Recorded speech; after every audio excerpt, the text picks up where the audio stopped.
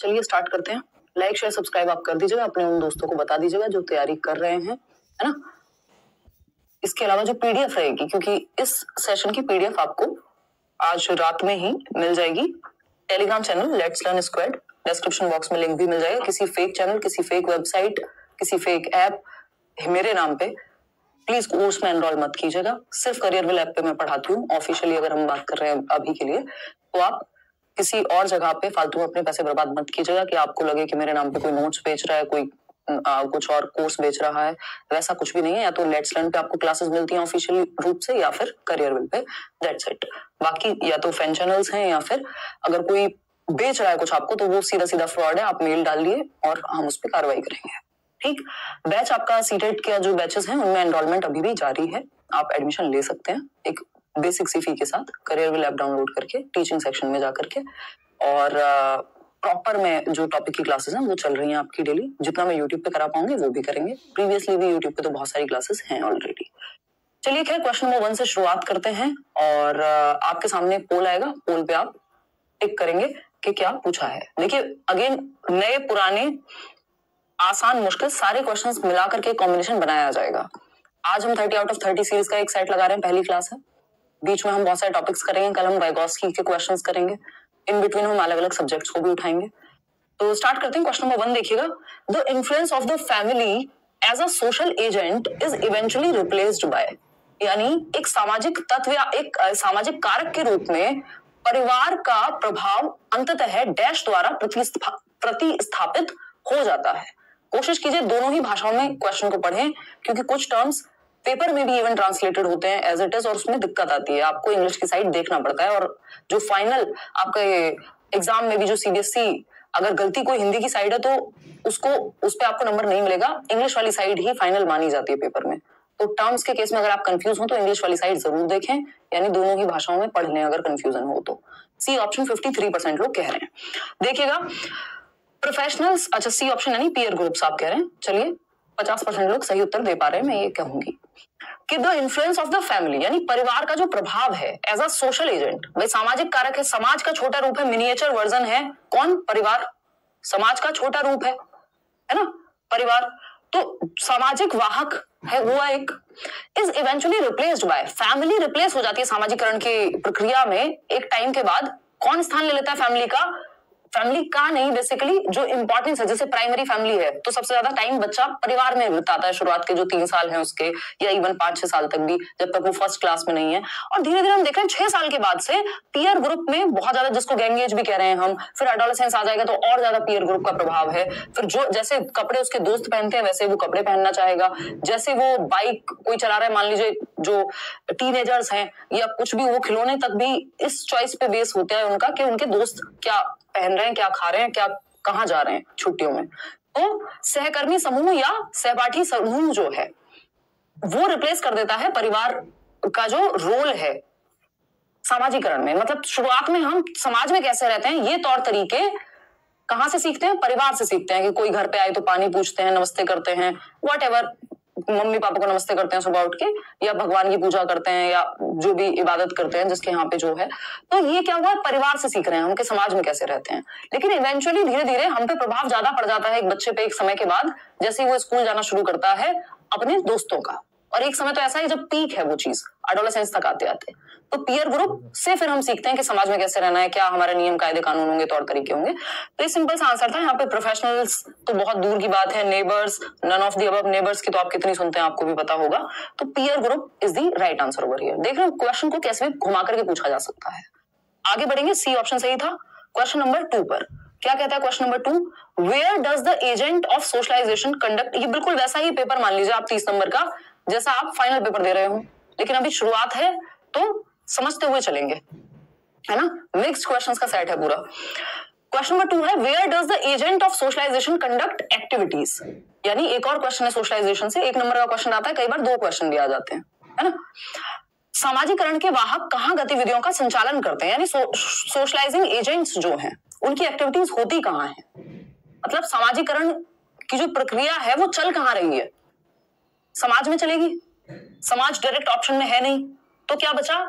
Option हमारे पास communities का अच्छा है, कैटेगरीज, पीयर ग्रुप्स, मीडिया। हाँ, होती तो मीडिया में भी है, हम मीडिया से भी सीख रहे हैं, कोई मूवी आ रही है तो, है ना, कि मीडिया से भी हम सीख रहे हैं। अभी देख रहे हैं रिसेंटली एनिमल मूवी आई है, कितनी रील्स बनाई जा रही हैं, कितने व्यूज लाए जा रहे हैं, है ना, लोग गाने जो सुनते हैं मूवीज में इवन उस तरह की रील्स बनाते हैं। तो ये क्या है, बेसिकली मीडिया का भी प्रभाव होता है सामाजिकरण पे, ये हम कहेंगे।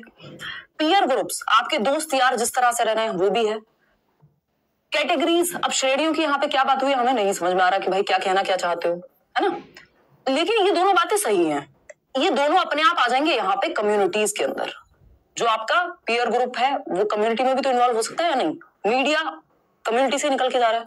तो बेटर ऑप्शन जो है हमारे पास वो समुदाय है, कि सामाजिकरण के वाहक जो गतिविधियों का संचालन है, जो एक्टिविटीज हैं समाज की, दिवाली मना रहे हैं, होली मना रहे हैं, न्यू ईयर सेलिब्रेट करेंगे, है ना, क्रिसमस सेलिब्रेट कर रहे हैं, ईद मना रहे हैं, कुछ और गुरु पूरब मना रहे हैं, तो ये क्या कम्युनिटीज में हो रही है ये सारी एक्टिविटीज।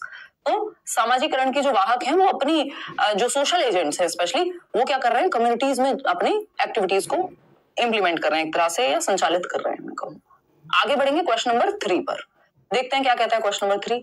अगेन मैंने कहा शुरुआत के 10-12 क्वेश्चन ऐसे होंगे, बस आपको लगेगा कि वार्म अप हो रहा है, उसके बाद आपको थोड़ा दिमाग ज्यादा लगाना पड़ेगा, जैसा कि पेपर में भी होता है, सारे क्वेश्चन ना आसान होते हैं ना मुश्किल होते हैं। देखिएगा क्वेश्चन नंबर 3 पढ़िए एक बार और जवाब दीजिएगा। क्वेश्चन नंबर 3 क्या कहता है, पढ़िए एक बार। A student shows the following signs in the classroom। एक बच्चा है, एक छात्र है जो निम्नलिखित लक्षण दिखाता है क्लासरूम में। पहला ऑप्शन है एंजाइटी अराउंड रीडिंग। ये क्वेश्चन पहले पूछा जा चुका है, यानी पढ़ने को लेकर चिंता, यानी उसको पढ़ने का जब हम मौका देते हैं तो उसको चिंता होने लगती है, हाथ पैर फूलने लगते हैं, घबराने लगता है। मूवी याद कीजिए तारे जमीन पर, ईशान अवस्थी, खड़ा किया गया उसको पढ़ने के लिए, हक्का बक्का हो गया एकदम, है ना। तो ये एक लक्षण है किस चीज का, सोचिए, डिफिकल्टी इन रिकॉग्नाइजिंग वर्ड्स और लेटर्स, यानी शब्दों या अक्षरों को पहचानने में कठिनाई होना, यानी उसको समझ नहीं आ रहा कि ये बी है कि डी है, 6 है कि 9 है, कंफ्यूजन है लेटर्स को पहचानने में, आइडेंटिफाई करने में। बात तो सही है। पुअर वोकैबुलरी स्किल्स, यानी खराब शब्दावली कौशल, यानी शब्द ठीक से उसके पास शब्द भंडार की कमी है, किस चीज को क्या कहेंगे, कैसे लिखेंगे, क्या पढ़ेंगे। बात सही है। डिफिकल्टी विद अंडरस्टैंडिंग, और वोकैबुलरी किससे संबंधित है, रीडिंग से ही संबंधित है, ठीक है ना। डिफिकल्टी विद अंडरस्टैंडिंग और रिमेम्बरिंग व्हाट वाज रेड, उसको ये याद रखने में समस्या होती है कि क्या उसने पढ़ा था, और पढ़ के समझने में भी दिक्कत हो रही है बच्चे को, पढ़ने में भी और पढ़ के समझने में भी, मतलब पढ़ने के अराउंड बात हो रही है कहीं ना कहीं। चारों ऑप्शंस यही कह रहे हैं कि पढ़ने के अराउंड समस्या है, ठीक है जी। इसका मतलब बच्चों को क्या है, सीधा सीधा दिख रहा है, डिसलेक्सिया है, हिंदी में भी डिसलेक्सिया कहेंगे, पठन वैफल्य कह देते हैं वैसे। तो ये क्या है, एक लर्निंग डिसेबिलिटी है। जो लर्निंग डिसेबिलिटी टर्म है वो दिया था सैमुअल किर्क ने 1960s में, यानी एक तरह की अक्षमता है। ऑटिस्टिक नहीं है बच्चा, ऑटिस्टिक बच्चे बार बार रिपीट करते हैं चीजों को, है ना, सोशली उनको एंजाइटी होती है ज्यादा घुलने मिलने से लोगों से, तो वो सब लक्षण तो यहाँ है नहीं। क्रिएटिव है, कुछ नया बनाने की तो बात नहीं हो रही यहाँ पे कि कुछ डिफरेंट ही आइडिया लेकर के आ गया हो बच्चा। आ स्टूडेंट विद लर्निंग डिसेबिलिटी, ये बात मैच हो रही है। आप में से कितने लोग सही उत्तर दे पा रहे हैं, 59%। भाई क्यों नहीं दे पा रहे 41% लोग सही उत्तर, बताओ एक बार इतने आसान सवाल का। सीखने की अक्षमता वाला एक छात्र, अब यहाँ पे अगर डिसलेक्सिया अलग से दिया होता तो हम डिसलेक्सिया टिक कर देते, लेकिन लर्निंग डिसेबिलिटी के अंदर आता है डिसलेक्सिया, डिसकैलकुलिया, डिसमॉर्फिया, है ना, डिसग्राफिया, ये सारी लर्निंग डिसेबिलिटीज के अंदर आती हैं। तो लर्निंग डिसेबिलिटी दे दिया मतलब डिसलेक्सिया इसके अंदर अपने आप आ गया होगा, क्योंकि डिसलेक्सिया अलग से नहीं दिया हुआ। आ स्टूडेंट, अगर अलग से डिसलेक्सिया दिया होता तो हम कहते थे dyslexia. A student with mental impairment, भाई कोई मानसिक मंदता या मानसिक दिव्यांगता या परेशानी नहीं है बच्चे को, ये कोई मानसिक प्रॉब्लम नहीं है, ऐसा नहीं आईक्यू कम है बच्चे का या वो रिटार्डेड है, सीख नहीं सकता। ये इनकी न्यूरोलॉजिकल वायरिंग इनकी ऐसी होती है कि इनको, आपको ए ऐसे समझ आता हो, इनके दिमाग में ऐसा बनता हो, बी को डी पढ़ लेते हैं, 100 को वॉज पढ़ लेते हैं, गॉड को डॉग पढ़ लेते हैं, रिवर्स पढ़ लेते हैं कई बार अक्षरों को, है ना। तो C option is the right answer. आगे बढ़ेंगे, ये क्लास की बात हुई, देखिएगा एक बार, अगर हम देखें यहाँ पे तो ये सारी लर्निंग डिसेबिलिटीज हैं। थोड़ा सा समय लगाइएगा, इसको रील की तरह मत लीजिएगा 30 सेकंड की या 1 मिनट की, कि बहुत जल्दी से स्पीड में कोई आपको करा दे। स्पीड आप बढ़ा सकते हैं बाद में चाहें, क्योंकि दिमाग में टिक नहीं पाएंगी चीजें। मैं तो जल्दी से पढ़ा के निकल जाऊंगी, आपको पता है मेरी स्पीड ठीक ठाक है ना। लर्निंग डिसेबिलिटी की जब हम बात कर रहे हैं तो ये हमने शुरुआत में भी बात की, जो एलडीज कहा जाता है इनको, लर्निंग डिसेबिलिटीज, अधिगम अक्षमताएं, सीखने में जो होने वाली अक्षमताएं हैं, इनका मतलब ये नहीं है कि बच्चे का आईक्यू कम है, उसका दिमाग खराब है, आई मीन मानसिक मंदता या कोई समस्या है, मेंटल प्रॉब्लम नहीं है, ये एक इनकी न्यूरोलॉजिकल वायरिंग डिफरेंट होती है ना। इस पे भी क्वेश्चन इस बार आया हुआ है 2023 में कि न्यूरोलॉजिकल वायरिंग उस तरह की होती है। अगर हम बात करें, दिया था सैमुअल किर्क नाम के व्यक्ति ने 1960s में, है ना। जानने में क्या जाता है, 4 बातें पता होंगी तो भूलेंगे नहीं, कुछ ना कुछ याद रह जाएगा और चीजें कनेक्ट कर जाएंगे पेपर में।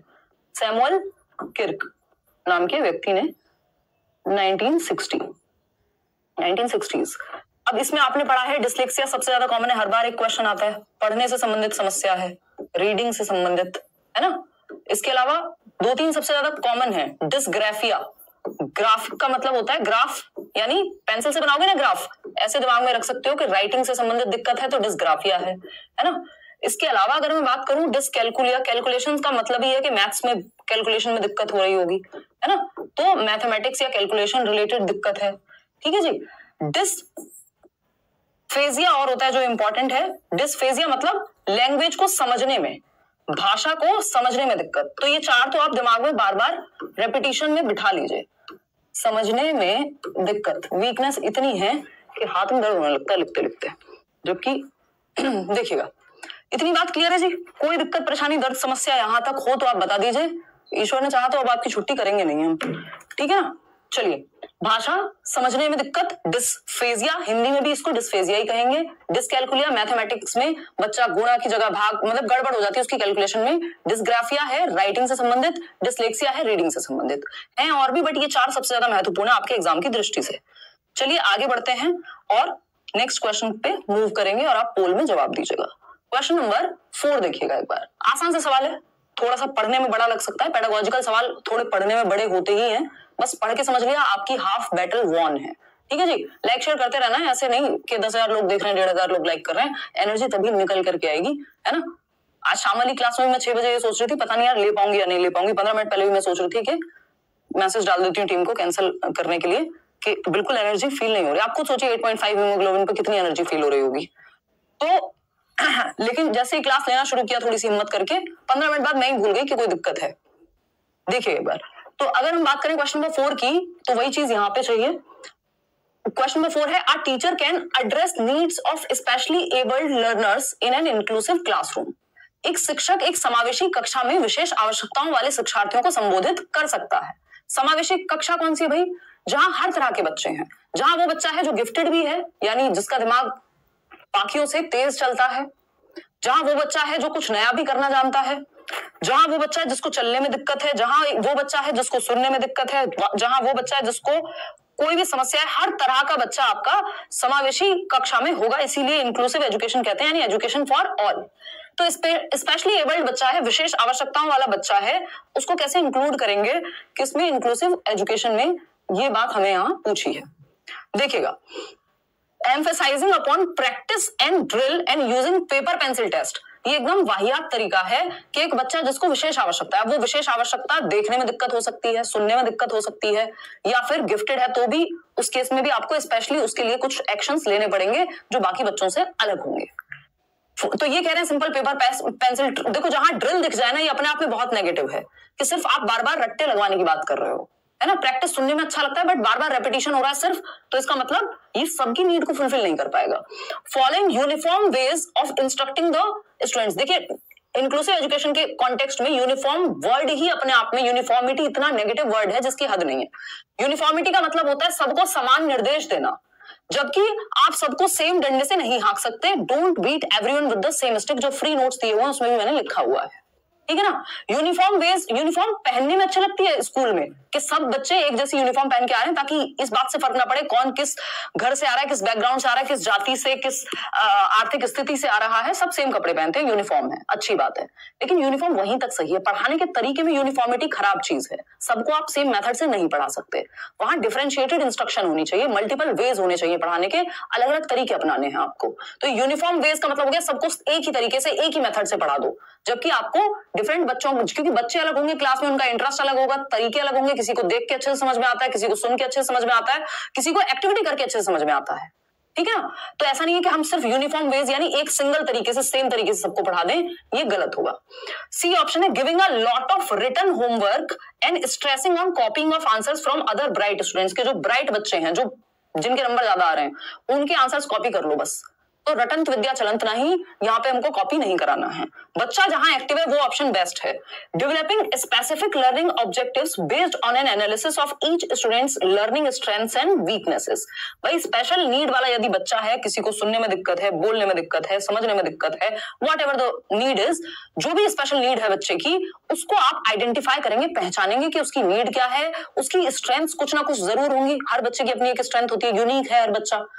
उसकी स्ट्रेंथ को पहचानेंगे, वो किस क्षेत्र में अच्छा कर सकता है। अगर सुनने में दिक्कत है तो आप उसको दूसरे तरीके से सिखाएंगे, देखने में दिक्कत है तो दूसरे तरीके से सिखाएंगे। तो हर बच्चे की अपनी स्ट्रेंथ और वीकनेस होगी, तो उस पर ध्यान देके उसके लिए स्पेसिफिक ऑब्जेक्टिव यानी विशिष्ट उद्देश्य बनाएंगे कि वो बच्चा किस तरफ अच्छा कर सकता है। ये हुआ इंक्लूसिव एजुकेशन के हर बच्चे को आपने शामिल कर लिया।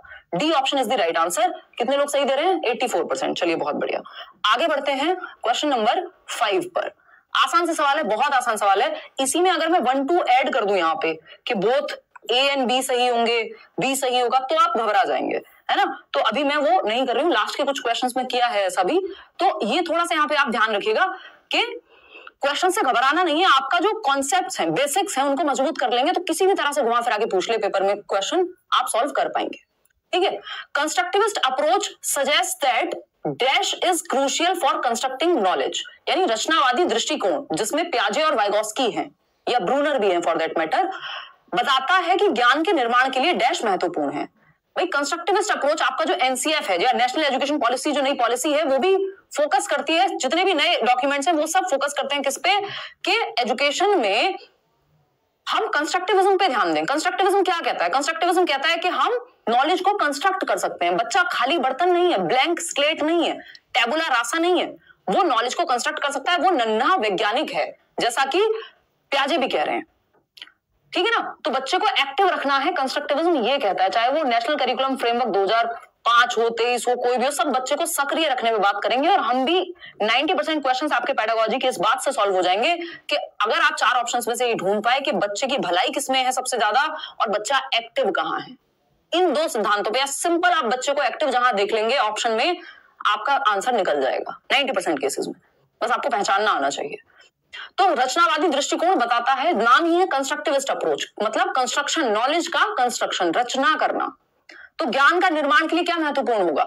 Prior knowledge of the learner, यानी शिक्षार्थी का पूर्व ज्ञान, जो प्रीवियस नॉलेज बच्चा लेकर के आया है वो, या फिर कंडीशनिंग होती है आदत डलवाना, 2 एकम 2, 2 दूनी 4। अब आपकी इतनी दिमाग में बैठ गई है वो चीज कि कंडीशनिंग के लेवल पे चली गई है कि आपसे कोई नींद में पूछे 2 दिया कितने होते हैं, तो आप बताएंगे 6, 2 3 जा 6।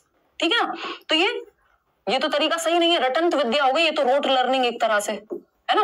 और रटंत विद्या नहीं चाहिए हमको, एक्टिव चाहिए बच्चा, चाइल्ड सेंटर्ड एजुकेशन चाहिए, जहां बच्चा सेंटर में हो। पनिशमेंट हम बिल्कुल आज की डेट में अलाउ ही नहीं करते। राइट टू एजुकेशन एक्ट में मना किया हुआ है, शिक्षा का अधिकार अधिनियम 2009 में कॉर्पोरल पनिशमेंट, बच्चे को आंख दिखाना, मुर्गा मुर्गी बनाना, डंडे से बात करना, ये सब मना ही है। रोट मेमोराइजेशन, रटना तो किसी भी केस में लागू होता ही नहीं है। तो prior knowledge of the learner, रचनावादी दृष्टिकोण कहेगा कि अगर ज्ञान का निर्माण करना है तो बच्चे के पूर्व ज्ञान पे, नींव क्या है, नींव के ऊपर ही इमारत बनाई जाती है ना। अगर आपने घर में कभी बिल्डिंग बनते हुए देखी होगी, पहले नींव भरी जाती है किसी भी बिल्डिंग की, है ना। वो नींव भरी जाएगी, उसके ऊपर आपका फिर बिल्डिंग बनेगी, दीवारें खड़ी होंगी। तो उसी तरह से बच्चे की नॉलेज की दीवारें खड़ी करने के लिए आपको पहले उसकी नींव से कनेक्ट करना पड़ेगा, यानी जो वो पहले से जानता है, जो उसका पूर्व ज्ञान है, जो वो घर से लेके आया है। क्योंकि बच्चा दुनिया में रहता है, खाली बर्तन नहीं है। स्कूल आने से पहले भी वो एक दुनिया देख रहा है, कुछ ना कुछ उसके दिमाग में होगा। तो उसकी प्रीवियस नॉलेज से, उसके पूर्व ज्ञान से जोड़ना है। आप जब लेसन प्लानिंग भी करते हैं, जब आप लेसन प्लानिंग भी करते हैं, जो पाठ योजना बनाते हैं अपने बीएड में, डीएलएड में, बीटीसी में, वहां पे भी आप क्वेश्चंस पूछते हैं to test the previous knowledge of the learner. 3 questions पूछते हैं, 4 क्वेश्चन पूछते हैं, जो भी, कि हम प्रीवियस नॉलेज टेस्ट कर रहे हैं, पूर्व ज्ञान टेस्ट कर रहे हैं। उसके बाद आप चैप्टर पढ़ाते हैं, ताकि आपको पता चले कि आज आप बादल के बारे में या बारिश के बारे में पढ़ाने वाले हैं, तो बच्चों को कितना पता है उस चीज के बारे में, और उससे कनेक्ट करते हैं। तो जो बच्चा पहले से जानता है, उसके ऊपर बिल्डिंग बनाई जाती है, नींव के ऊपर। तो प्रीवियस नॉलेज या प्रायर नॉलेज, जो पूर्व ज्ञान है, उससे कनेक्ट करके आप नॉलेज का कंस्ट्रक्शन कराते हैं फर्दर। क्वेश्चन नंबर 6 देखिएगा। देखिए, इन्हीं बातों को घुमा फिरा के पूछा जा सकता है। आपको भी आसान लगेंगी कई चीजें, है ना। उसका रीजन ये है कि जैसे ही आपसे कान इधर से ना पकड़ के नीचे से पकड़ लेगा या उल्टा पकड़ लेगा, आप घबरा जाएंगे। इसलिए बेसिक्स का स्ट्रांग होना बहुत जरूरी है। ये बातें एग्जाम हॉल में जाकर के याद आती हैं लोगों को, विकास बहुत बढ़िया। Children construct naive theories about various phenomenon. एक भी टॉपिक ऐसा नहीं मिलेगा जो फालतू में करा रही होंगी मैं आपको, इररेलेवेंट क्वेश्चन नहीं मिलेगा। जो टॉपिक्स आते हैं जो सिलेबस में हैं उन्हीं के आधार पर क्वेश्चन है। और ऐसा भी नहीं है कि बेवजह जिन टॉपिक से मान लीजिए सोशलाइजेशन से 1 या 2 क्वेश्चन मुश्किल से आते हैं तो मैं 6 क्वेश्चन आपको सोशलाइजेशन के इस 30 नंबर के सेट में करा दूं, है ना। वो अलग से एक टॉपिक में मैंने सारी प्लेलिस्ट बनाई हुई है जहां एक एक टॉपिक के आपको पता नहीं कितने कितने क्वेश्चन मिल जाएंगे। 88% लोग ए ऑप्शन दे रहे हैं जवाब। देखिए नाइव थ्योरीज पे हमेशा क्वेश्चन आता है। नाइव थ्योरीज का दूसरा नाम क्या है? Alternative conceptions. ऑल्टरनेटिव कॉन्सेप्शंस, है ना, ऑल्टरनेटिव कॉन्सेप्शंस, वैकल्पिक अवधारणाएं कह देते हैं हम इसको। क्या कह देते हैं भाई? वैकल्पिक अवधारणाएं कह देते हैं। तो देखते हैं, children construct naive theories about various phenomenon, in this background a teacher should. बच्चे विभिन्न घटनाओं के बारे में सहजानुभूत सिद्धांत, या कई बार इसको अनुभवहीन सिद्धांत भी कह देते हैं, क्रिएट कर लेते हैं या गढ़ते हैं। इस पृष्ठभूमि में एक शिक्षक को क्या चाहिए? बच्चे ने, आपने बताया कि वाटर इज कलरलेस, पानी का कोई रंग नहीं होता। पुराने गाने भी बने हुए हैं पुराने जमाने में कि पानी का क्या रंग होता है, तो वो जिसमें आप जिस तरह से मिला दोगे वैसा रंग बन जाएगा, है ना। इसमें कोई भी कलर ऐड करोगे पानी का कलर चेंज हो जाएगा। तो वाटर इज कलरलेस यानी पानी रंगहीन है, आपने बच्चे को बताया। लेकिन बच्चे ने अपने घर में या कहीं दुनिया के किसी तालाब में हरे रंग का पानी देखा था। उसने कहा बट मैम पानी तो ग्रीन होता है, पानी का रंग तो हरा होता है या नीला होता है, मैंने तो देखा है। अब ये बात उसके अनुभव के आधार पे तो सही है कि उसके अनुभव से जो उसने देखा और उसने बता दिया, लेकिन ये फैक्चुअली सही नहीं है, साइंटिफिकली सही नहीं होगी, टेक्निकली सही नहीं है। तो ये इस तरह के बहुत सारे कॉन्सेप्ट्स बच्चे बना लेते हैं अपने अनुभव के आधार पे, जो फैक्चुअली सही नहीं होते, तथ्यात्मक रूप से सही नहीं होते, लेकिन वो उनके अनुभव के आधार पे बने हैं। तो आप उनको ये नहीं कहते कि डांटने लग जाए, अरे नहीं तुम्हें तो कुछ पता ही नहीं है, ये नहीं कहना, है ना। आप क्या कह रहे हैं? ये ऑल्टरनेटिव कॉन्सेप्शन, इनको रॉन्ग कॉन्सेप्शंस भी नहीं कहते, हम पहले कहा करते थे।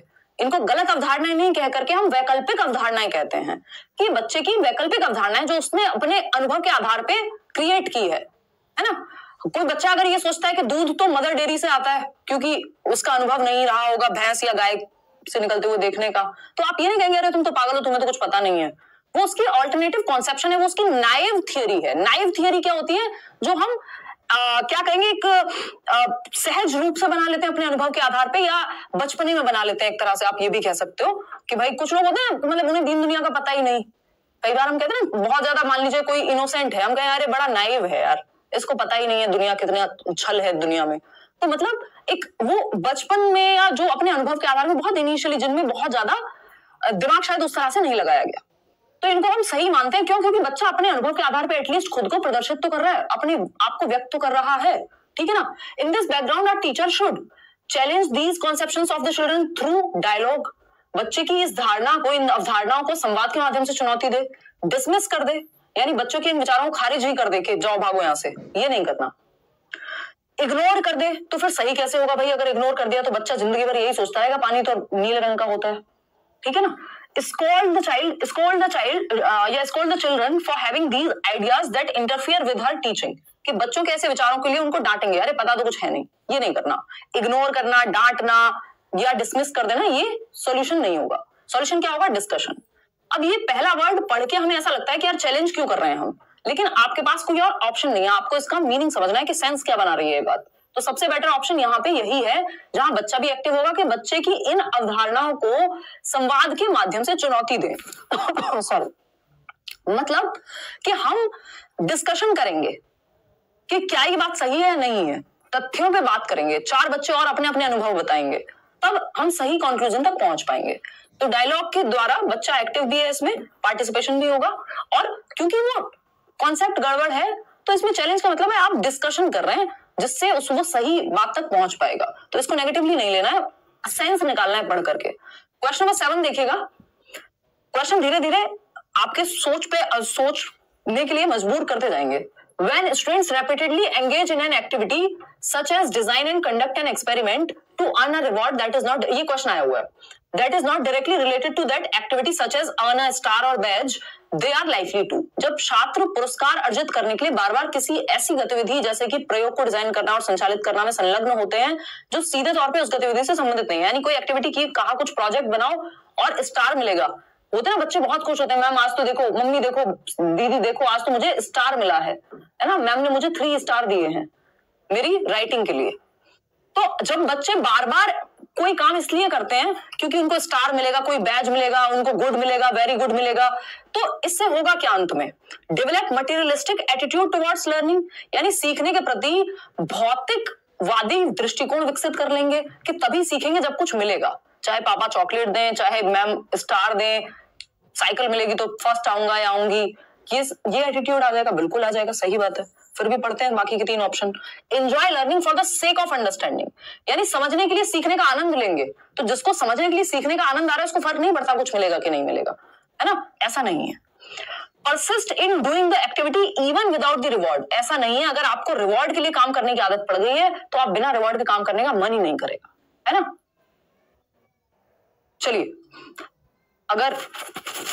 चलिए डी ऑप्शन है set mastery goals for themselves rather than work to please others, यानी मास्टरी गोल अपने लिए बनाना कि भाई मुझे महारत या निपुणता हासिल करनी है, ना कि मुझे किसी से कुछ चाहिए।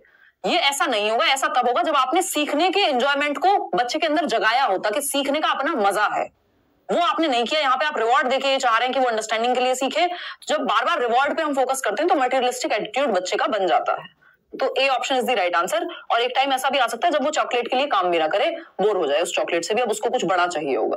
क्वेश्चन नंबर 8 देखिए, तो हमें बच्चे में एंजॉयमेंट, जॉय क्रिएट करना है लर्निंग को लेकर कि उसको सीखने में मजा आए, फिर उसको कुछ मिले ना मिले वो सीखेगा जरूर, है ना। The concept of childhood is, यानी बाल्यावस्था की जो अवधारणा है, बचपन की जो अवधारणा है, ये कुछ क्वेश्चन इसमें मैं जरूर ऐसे डालूंगी जो महत्वपूर्ण है प्रीवियस ईयर के, और ज्यादातर क्वेश्चन हम नहीं रखेंगे। ये क्वेश्चन आया है और इस क्वेश्चन में बहुत लोग गलती करते हैं, हर बार गलती करते हैं, हर बार मैं ये डिस्कस करती हूँ। और देखिएगा, तो अगर हम बात करें the concept of childhood is, बचपन की अवधारणा universally the same across different cultural context, यानी विभिन्न सांस्कृतिक संदर्भों में सार्वभौमिक रूप से समान है। अब देखो 60% लोगों ने गलत जवाब इसका दे दिया, फटाक से ए ऑप्शन कह दिया कि हाँ जी चाइल्डहुड मतलब यूनिवर्सली सेम है अक्रॉस डिफरेंट कल्चरल कॉन्टेक्स्ट, यानी किसी भी कल्चर में सेम होता है चाइल्डहुड। चलो देखिए, यहाँ पे एक तो हमसे चाइल्डहुड स्टेज के बारे में नहीं पूछा कि 2 से 12 साल की बात हो रही है, यहाँ पे कॉन्सेप्ट ऑफ चाइल्डहुड की बात हुई है, बचपन के संप्रत्य के बारे में बात हुई है, स्टेज ऑफ चाइल्डहुड के बारे में बात नहीं हुई है ना। स्टेज तो हमने यूनिफॉर्म ही बनाई हुई है दुनिया के हर कॉन्टेक्स्ट में, कि चाहे अफगानिस्तान का बच्चा हो, श्रीलंका का बच्चा हो, है ना, साउथ अफ्रीका का बच्चा हो, अमेरिका का बच्चा हो, हिंदुस्तान का बच्चा हो, कहीं का बच्चा हो, चाइल्डहुड क्या है, 2 से 12 साल होता है, जिसमें अर्ली चाइल्डहुड है 2 से 6 वर्ष, 6 से 12 है लेटर चाइल्डहुड, एडोलेसेंस 12 से 18 होता है, WHO के अकॉर्डिंग 10 से 19 होता है, ये सब हम जानते हैं। लेकिन यहाँ पे स्टेज नहीं पूछा, स्टेजेस तो यूनिवर्सल हैं, चाइल्डहुड कह लीजिए या जो भी डेवलपमेंट की स्टेज है वो यूनिवर्सल है पूरी दुनिया में, लेकिन यहाँ पे कॉन्सेप्ट की बात हो रही है बचपन के, वो यहां गड़बड़ हो गई। फिर ऑप्शन देखते हैं second, a social construction according to contemporary socio constructivist theorist, यानी समकालीन सामाजिक रचनावादी सिद्धांतकारों के अनुसार एक सामाजिक उत्पाद है, यानी जो सोशियो कंस्ट्रक्टिविस्ट लोग हैं, जिनमें से एक को हम बहुत अच्छे से जानते हैं, वाइगॉस्की, है ना, जो ये कहते हैं कि सामाजिक सांस्कृतिक सिद्धांतकारों के अनुसार एक सामाजिक अवधारणा है।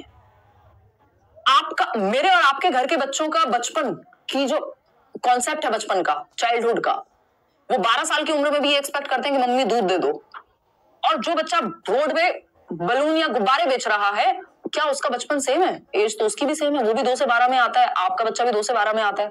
आपके घर का बच्चा 2 से 12 में क्लास उठा के यहां से वहां रखने को तैयार नहीं है, और वो बच्चा बसेस में बिना चप्पल के चढ़ करके यहां से वहां पहुंच जाएगा, अपना खाना उसको कहां से क्या लेना है, किन लोगों से बच के रहना है, वो सब सीख गया। तो एज तो बचपन नहीं कहला रही, यहाँ पे बचपन का संप्रत्य सामाजिक हो गया, सोशल कंस्ट्रक्ट हो गया। मजेदार बात है ना। तो सोशियो कंस्ट्रक्टिविस्ट लोग ये कहते हैं कि जिस समाज और संस्कृति में हम हैं, उस आधार पे बचपन का संप्रत्य तय होगा, स्टेज पे नहीं, एज पे नहीं, ठीक है ना। तो समकालीन सामाजिक, जो आज के समय के सामाजिक रचनावादी है, यानी वाइगॉस्की की अगर हम बात करें, या जो भी सोशियो कंस्ट्रक्टिविस्ट, जो ये मानते हैं कि समाज और संस्कृति के द्वारा ज्ञान का निर्माण होता है, उनके अकॉर्डिंग एक सोशल कंस्ट्रक्शन है, सामाजिक अवधारणा है जो समाज ने बनाई है कि बचपन ये है और जवानी ये है और फलाना ये है, ठीक। That children are born evil and have to be civilized, ऐसा कोई नहीं कह रहा है यहाँ पे, ये पुरानी बातें थी कि बच्चे बुरे पैदा होते हैं, उनको ठीक करना होता है. That children begin with nothing at all and their characteristics are shaped entirely by environment, ये behavioristic बात है, व्यवहारवादी तत्व है. टेबुला रासा, जैसे कि जॉन लॉक ने कहा था कि बच्चा क्या है, खाली बर्तन है, खाली तख्ती है, उसमें भरना है ज्ञान, जबकि ऐसा नहीं है. बच्चे ज्ञान के एक्टिव कंस्ट्रक्टर हैं, सक्रिय निर्माता हैं. ठीक है ना. Universally the same across different cultural context, culture का फर्क पड़ता है बचपन पे भी. और यहाँ पे स्टेज की बात नहीं हो रही, स्टेज सेम है यूनिवर्सली, कॉन्सेप्ट डिफरेंट है. तो B option is the right answer. आगे बढ़ेंगे क्वेश्चन नंबर 9 पर. और इसमें कई लोगों को ये लग सकता है अरे सीडेट ने गलत जवाब दे दिया होगा. जब आप पढ़ेंगे सोशियो कंस्ट्रक्टिविस्ट थॉट के बारे में तो आप ये जानेंगे कि ये बात बिल्कुल सही है. ठीक है ना. क्वेश्चन नंबर 9 देखिए. अब क्वेश्चन धीरे धीरे बनते जाएंगे अच्छे. The relationship between cognition and emotions is, अनुभूति और भावनाओं के बीच संबंध, या अनुभूति नहीं कहेंगे इसको, संज्ञान कहेंगे, ट्रांसलेशन की गड़बड़ है. संज्ञान और संवेग के बीच अंतर, भावनाएं भी लिख सकते हैं बट ज्यादा टेक्निकल भाषा इसकी. संज्ञान एवं संवेग के बीच संबंध है. क्या है भाई ये रिश्ता, क्या कहलाता है बताओ फटाफट से. कॉग्निशन एंड इमोशन, एक क्वेश्चन हर बार आता ही है ना, सिलेबस में है, हर बार आता है. और सीटेट का सिलेबस का ऐसा कोई हिस्सा नहीं जहां से क्वेश्चन ना आता हो. ठीक है जी. हिंदी क्लास भी कराएंगे भाई, डोंट वरी. फटाफट से बताओ. डी ऑप्शन कह रहे हैं 55% लोग बताते हैं. ये मुझे दिख रहा है 1.5 के लाइक, 1,500 लोगों ने लाइक किया, 11,000 लोग दिख रहे हैं, या तो ये कोई ग्लिच है. ग्लिच है नहीं, 6,500 लोगों ने भी लाइक किया. चलिए बहुत बहुत बढ़िया. देखिए एनर्जी बनी रहनी चाहिए, ऐसा नहीं है कि अब समय ज्यादा है नहीं तो मस्त पढ़ाई करेंगे. अभी भी आप शुरू कर रहे हैं तो अच्छे से पेपर कर सकते हैं क्लियर. कॉन्सेप्ट्स क्लियर करने हैं. कॉग्निशन एंड इमोशन, कितने लोग क्या कह रहे हैं. डी ऑप्शन 63% लोग. बाई डायरेक्शनल है.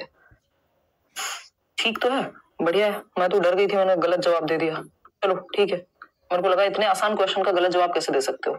इंडिपेंडेंट ऑफ ईच अदर, एक व्यक्ति है ज़ेज़ोंग, जब तक उनका नाम ना लिखा हो तब तक आप ये नहीं मानेंगे कि एक दूसरे से स्वतंत्र होते हैं. ज़ेज़ोंग कहते हैं, ये 2018 में आया हुआ था, कि ज़ेज़ोंग के अनुसार कॉग्निशन और इमोशन के बीच क्या रिश्ता है, तो स्वतंत्र है. कॉग्निशन यानी दिमाग, जो भी सोचना समझना, थिंकिंग, रीजनिंग, प्रॉब्लम सॉल्विंग, जितने भी काम दिमाग से होते हैं उसको कॉग्निशन की श्रेणी में रखेंगे हम यहाँ.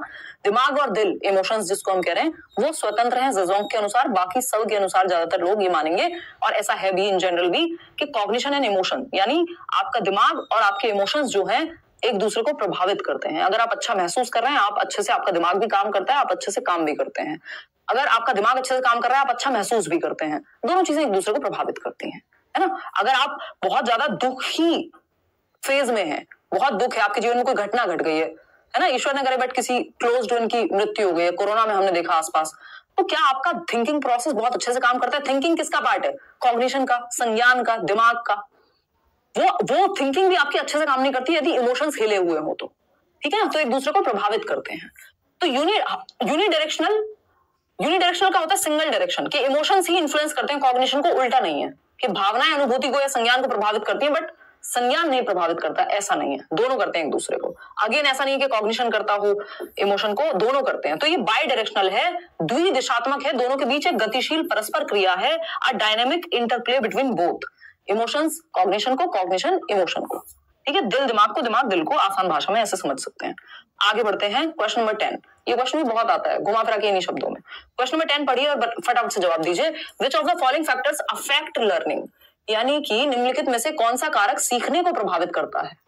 सीखने को प्रभावित करने वाले कारकों को हम 2 भागों में विभाजित करते हैं. जैसे जैसे हम बैच में पढ़ रहे होंगे तो मैं आपको बताऊंगी. पर्सनल फैक्टर्स होते हैं एक तो, और दूसरे होते हैं एनवायरमेंटल फैक्टर्स. लर्निंग को अफेक्ट यानी सीखने को प्रभावित करने वाले कारकों में. अभी प्रभावित करने वाले कारक नेगेटिवली भी प्रभावित कर सकते हैं और पॉजिटिवली भी अफेक्ट कर सकते हैं हमको. ठीक है ना. डिपेंड करेगा कारक कैसा है. अगर एनवायरमेंट अच्छा है, एनवायरमेंट अच्छा, इवन एक पानी तक की बात करें, अगर ये पानी साफ है तो यही हमें पॉजिटिवली, हमारी बॉडी को अच्छे से, दिमाग को अच्छे से ऑक्सीजन दे पाएगा, चीजें कर पाएगा.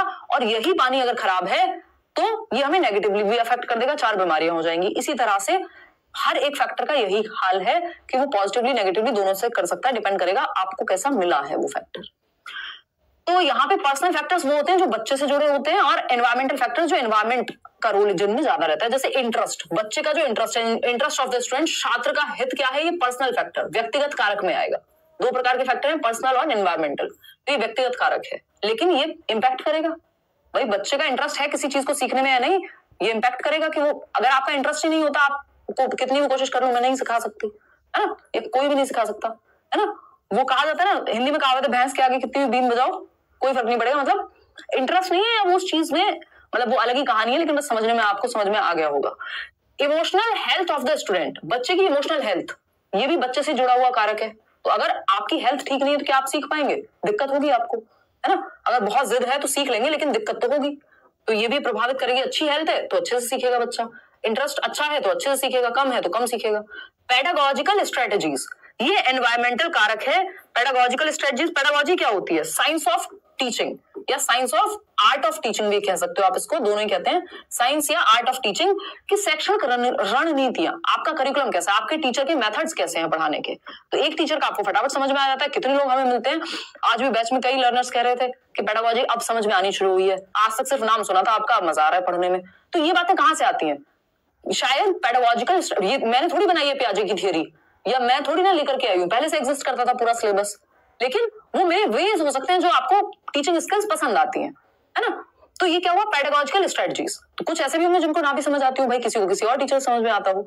तो ये क्या, पेडागोजिकल स्ट्रेटजीज का भी प्रभाव पड़ता है कि आपके टीचर, अगर हमें अच्छा टीचर मिल जाए, आपने देखा होगा स्कूल में भी, मेरे को याद है अच्छे से, 8th तक मेरी साइंस बहुत अच्छी हुआ करती थी, और 9th में हमारी टीचर चेंज हुई, सिर्फ उन्हीं पे मैं नहीं डाल रही हूँ, उसमें मेरा भी रोल रहा होगा, लेकिन जो इंटरेस्ट था, अगर अच्छा टीचर मिल जाए तो बुरे से बुरे सब्जेक्ट में मजा आ जाता है, जो हमें लगता है सो कॉल्ड कि बुरा सब्जेक्ट है, ठीक है ना। तो पेडागोजिकल स्ट्रेटजीज भी इंपॉर्टेंट है। Social and cultural context of the student, बच्चा किस समाज और संस्कृति से आ रहा है वो भी इंपॉर्टेंट है।